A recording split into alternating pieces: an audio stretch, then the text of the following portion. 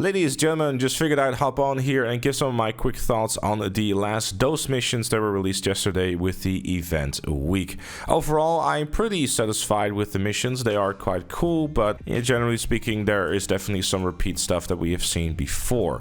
But let's just get into it. The first mission is basically the Series A finale, which is a little unfortunate, but it's still a pretty decent mission. But yeah, if you've played Series A as much as I have, it's kind of like, oh, okay, this again. Second mission, though, is definitely a little bit cooler because it does something from Red Dead Online. It kind of brings the Red Dead Online like gang hideouts into GTA Online, which is quite fun to see. But yeah, generally speaking, it's really more like a filler type of mission to move the plot forward. Nothing wrong with it. Quite enjoyed it. Didn't mind it at all. Third mission is kind of like a Doomsday / Deadman walking from single player. Different take on that.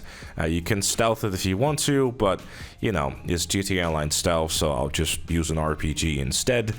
When it comes to the cutscene afterwards, there's definitely some fun surprises in there if you didn't see the leaks or the trailers or anything like that, but we'll touch on the story in a second. Fourth mission, basically a different take on the first dose variant of this.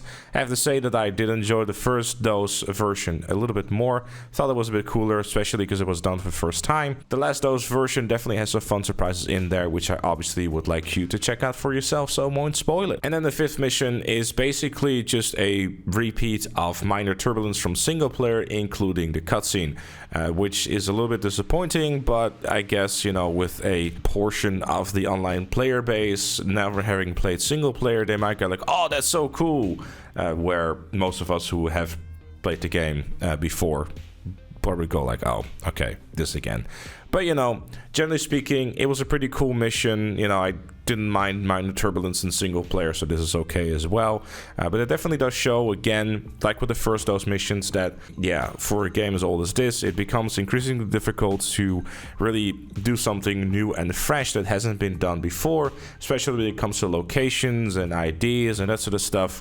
You just kind of run out, I suppose.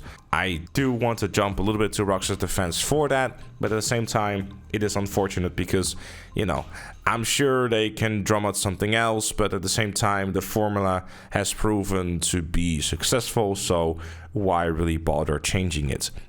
Sadly, the missions did take me about 45 minutes to complete in its entirety, so that is what that is, I suppose. But when it comes to the story and the cutscenes, I definitely have to say that it's probably the better half of these missions.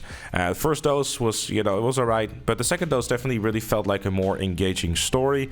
I do want to say that I would have liked it to be basically like first dose and last dose to kind of follow this story with spoiler alert, the Dr. Freilander story would have been more interesting to me to kind of have like in first dose and in last dose.